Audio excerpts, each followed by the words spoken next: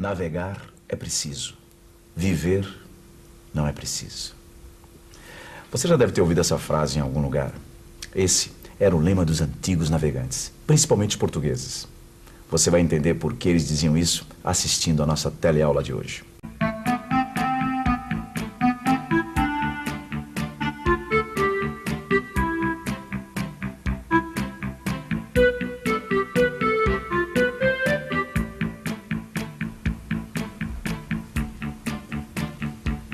Quando a gente ouve falar em grandes navegações, a gente vai logo pensando nesses instrumentos aqui: bússola, sextante, mapas, tudo que era preciso para navegar.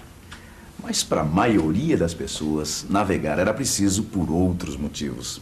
Para quem não era marinheiro, navegar era importante por causa disso aqui, ó: arroz, laranja, damasco, figos, pau-brasil, algodão e as famosas especiarias: cravo, canela, gengibre, pimenta e açúcar.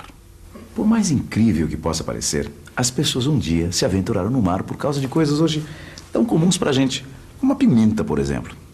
E olha, os portugueses foram mestres em se aventurar pelo mar. Esse aí é o mar que os portugueses atravessaram para chegar até o Brasil, o Oceano Atlântico. Você vai ver que esse oceano tem um papel muito importante para a época que nós estamos estudando. Os portugueses têm uma relação muito antiga com o mar, desde o século XII. E você sabe, o século XII é o período de tempo que vai do ano de 1101 até 1200. Desde aquela época, desde o século XII, os portugueses do litoral vivem como essas pessoas que estão trabalhando aqui, do comércio. No resto da Europa, a situação era diferente. A maioria da população vivia da agricultura, mas a atividade comercial começava a se expandir, principalmente entre as cidades italianas de Gênova e Veneza com os países do Oriente. Pela localização dessas cidades, dá para ver que elas já tinham uma grande vantagem no comércio por esse mar aqui, o Mar Mediterrâneo. É claro que a boa situação geográfica ajuda muito, mas ela não é tudo. Os comerciantes de Gênova e Veneza tinham uma outra vantagem para fazer esse comércio: as boas relações com os povos do Oriente, principalmente através dos muçulmanos. Resumindo, por causa das suas relações e da sua localização geográfica, as cidades de Gênova e Veneza eram intermediárias de todo o comércio entre o Oriente e a Europa. E os lucros que os comerciantes italianos tinham eram enormes, porque eles compravam as mercadorias do Oriente por um preço e vendiam para o resto da Europa por um preço muito maior. Século XIII. O comércio começa a se expandir também no norte da Europa. No Mar do Norte e no Báltico, os navios vêm e vão de um ponto para o outro para apanhar peixe, madeira, peles e couros. O mais importante centro desse comércio é a região de Flandres. Pelo mapa da época, nós podemos ver as rotas ligando Flandres às cidades italianas do sul. Há uma enorme quantidade de artigos produzidos no norte que é negociada com os produtos do Oriente. O lugar onde isso acontece se chama Champagne, uma região localizada no Reino da França. É ali que se realizam as grandes feiras anuais. Você já imaginou o comércio numa feira sem moeda? Vamos conferir para ver se dá certo. Quantas laranjas a senhora quer em troca de um pé de alface? Laranja num pé de alface? Aqui nós não costumamos trocar. Rapaz, laranja por carne, laranja é muito barata e a carne é mais cara. Eu não posso trocar. Eu dou 3 laranjas por essa sandália. Não vale. 4. Também não vale. Aí eu não posso saber se dá certo, né? Ah, essa bicicleta é introcável. Pois é, dá pra ver que sem moeda fica difícil fazer negócio.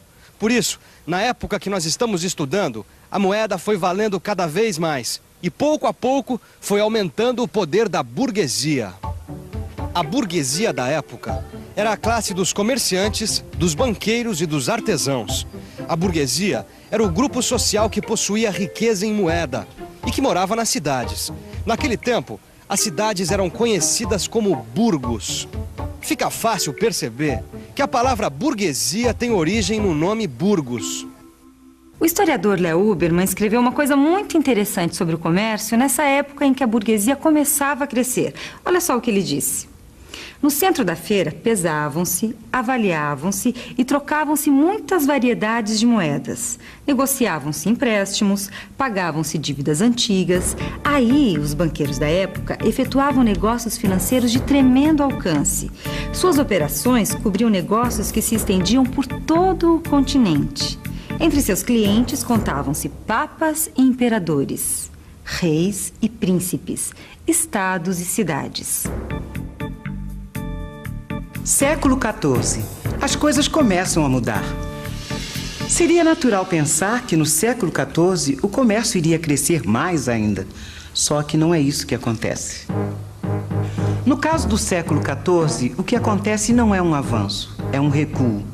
Estamos em pleno século da fome. Guerras devastam a Europa, entre elas a famosa Guerra dos 100 Anos. Os campos são abandonados e a temida peste negra está matando 1/3 da população da Europa. Com as guerras, as rebeliões e as epidemias, o comércio entre o norte e o sul da Europa fica muito prejudicado. E o comércio pelo mar passa a ser a melhor opção. Esse mar que você está vendo aí atrás de mim era a melhor saída para a Europa do século XIV. Lá, do outro lado do Oceano Atlântico, estava o melhor caminho entre o norte da Europa e as cidades italianas do sul. E no meio do caminho estava Portugal. Portugal se tornou a passagem obrigatória dos navios que iam e vinham entre o norte da Europa e o sul da Itália. Em outras palavras, o que estava acontecendo era o seguinte: o centro comercial da Europa estava se deslocando do mar Mediterrâneo para o Oceano Atlântico. Portugal soube tirar vantagem dessa situação e já no século XV pôde partir por uma empreitada muito mais importante: a conquista de novas terras, novas fontes de comércio e para a exploração de novas riquezas. O primeiro alvo da expansão portuguesa foi a cidade de Ceuta, no norte da África. Ceuta era um importante centro de comércio de mercadorias de luxo orientais e de produtos africanos, como o ouro e o marfim. Além disso, a conquista de Ceuta significava para os portugueses uma vitória contra os grandes inimigos dos cristãos naquela época, os árabes, também chamados de mouros. Derrotar os mouros em Ceuta significou glória para a Igreja Católica, terras e títulos para os nobres, poder para o rei de Portugal, fortuna para os burgueses. E para os marinheiros e soldados portugueses, a conquista de Ceuta significou a perspectiva de uma vida melhor e mais cheia de aventuras. Depois disso, os portugueses continuaram sua expansão por outros pontos da África. Os portugueses começaram sua expansão nas Ilhas da Madeira e dos Açores. O próximo alvo foi o litoral africano. Mas isso não quer dizer que os portugueses pretendiam conquistar a África. O que eles queriam era estabelecer relações comerciais com os chefes africanos para conseguir ouro, marfim e principalmente escravos. E assim, eles foram se expandindo rumo ao sul da África. Olhe bem, aí está a África. Observe como pouco a pouco a chegada às Índias por via marítima foi se tornando possível. No ano de 1488, Bartolomeu Dias e os seus marinheiros conseguem contornar e vencer finalmente o Cabo das Tormentas, que depois dessa muda até de nome, vira Cabo da Boa Esperança. 10 anos depois, em 1498, a esquadra do navegador Vasco da Gama chega a Calicut. Calicut era um importante porto de especiarias controlado pelos muçulmanos. Estava então aberta uma nova rota para as Índias, mais rápida e mais barata. Para as cidades italianas e para o norte da Europa, começava a decadência. Para Portugal, era o início da fama, fortuna e poder. Mas fama, fortuna, poder não dependem só de sorte. Dependiam, naquela época, muito disso aqui. Dependiam de saber navegar. Sair pelos mares naqueles tempos era uma aventura tão complicada quanto ir para o espaço nos dias de hoje. Para que os portugueses conseguissem trazer as especiarias de volta a Portugal por esse caminho, eles tinham que sair daqui com tudo na mão. Tudo que eu digo está aqui. Os mapas, com as suas rotas de navegação. A bússola.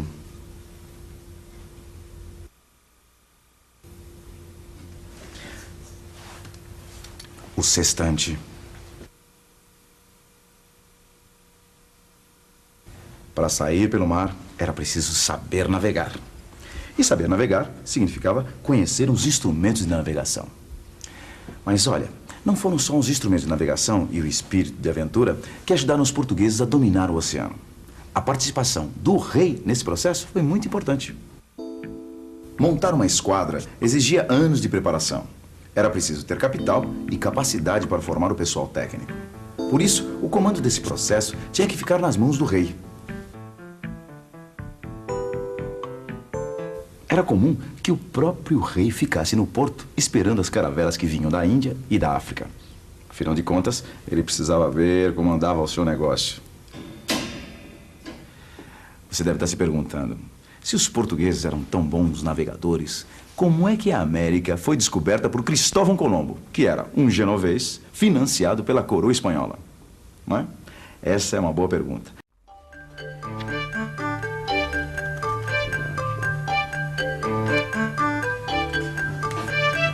Não, olha só, Gil. Oi. Olha só o que o Cristóvão Colombo escreveu no diário dele.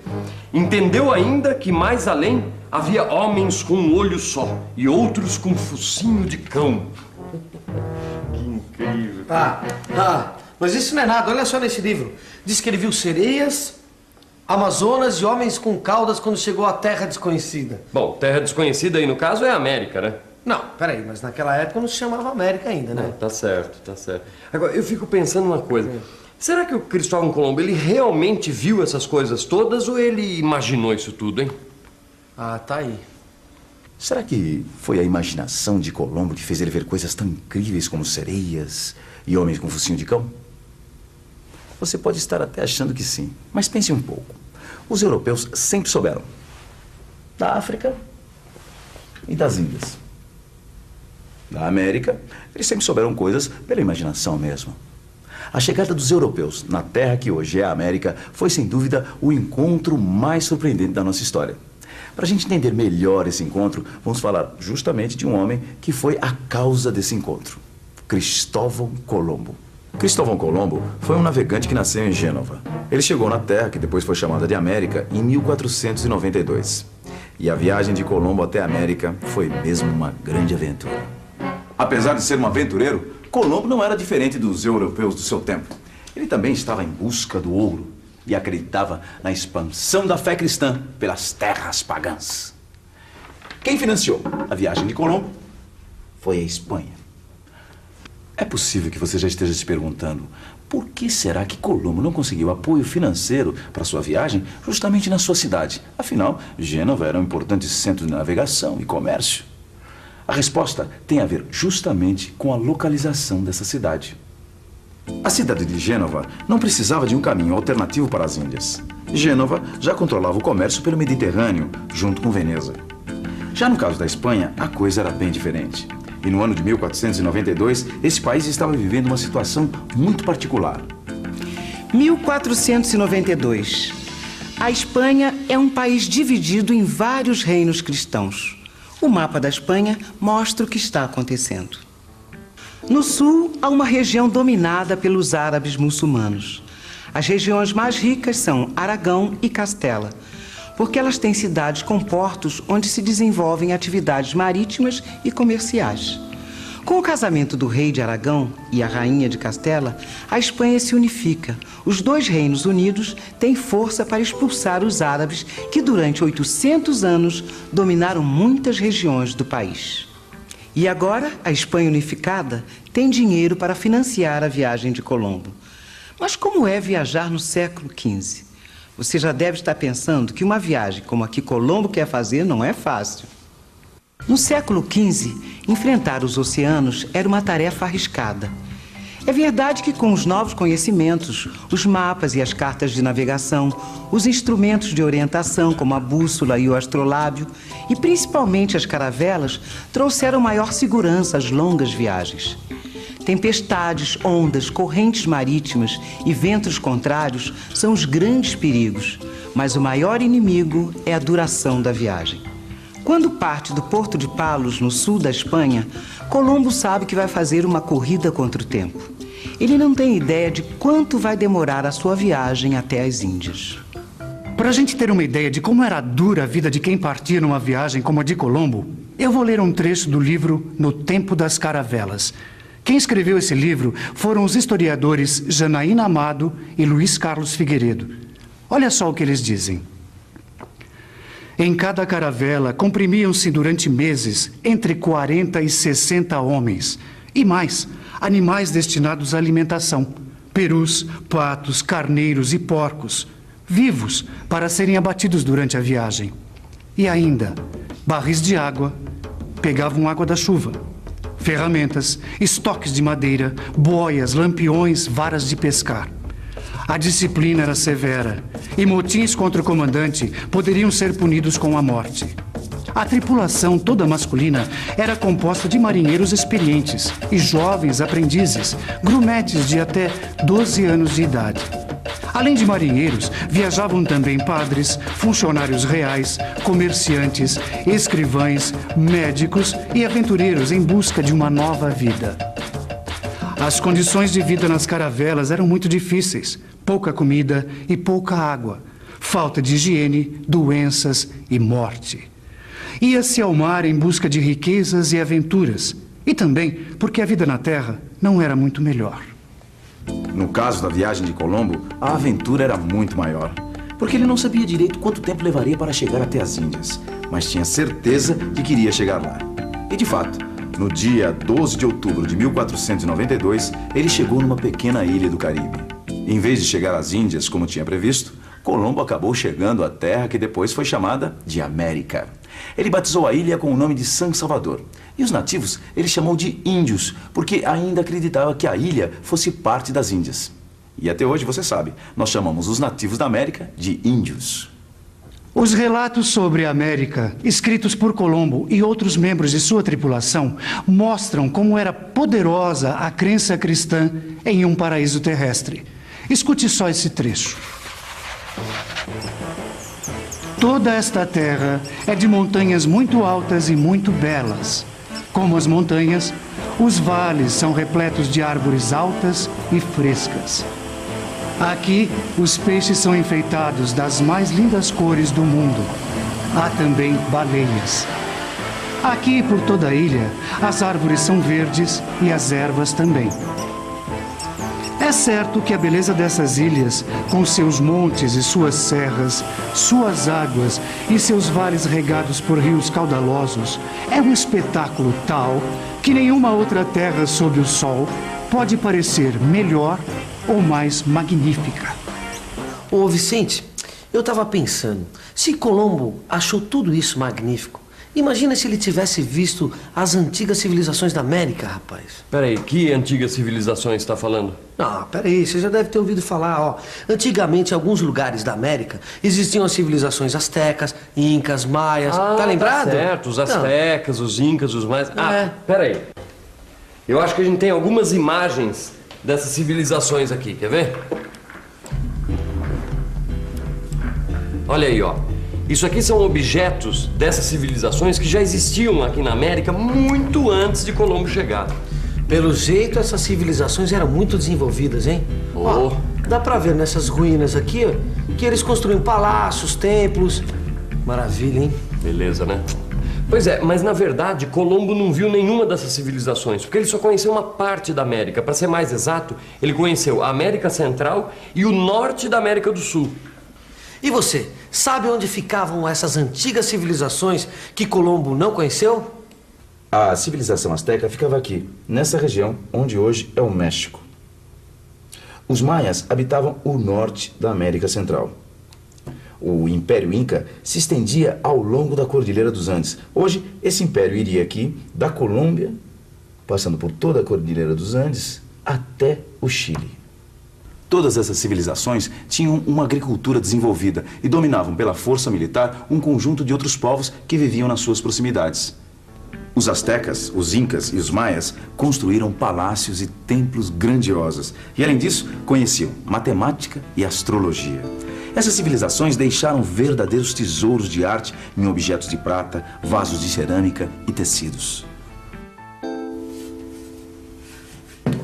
Colombo não chegou a conhecer tesouros como esse aqui. Aliás, Colombo sequer chegou a dar o seu nome para a terra recém-descoberta. O nome América é uma homenagem a outro navegante. Esse aqui. Américo Vespúcio. Enquanto Colombo governava as ilhas que ele tinha descoberto, Américo Vespúcio chegou até o continente. Mas o fato é que a chegada de Colombo na América colocou a Espanha numa situação privilegiada em relação aos portugueses. E foi por isso que esses dois países acabaram fazendo um acordo que ficou conhecido como o Tratado de Tordesilhas. O Tratado de Tordesilhas era um acordo entre Espanha e Portugal que dividia o mundo em duas partes. Assim, se alguém chegasse a outras terras ainda desconhecidas na época, ela já teria um dono certo. E uma dessas novas terras, que logo foi encontrada, é o lugar que hoje nós conhecemos como Brasil.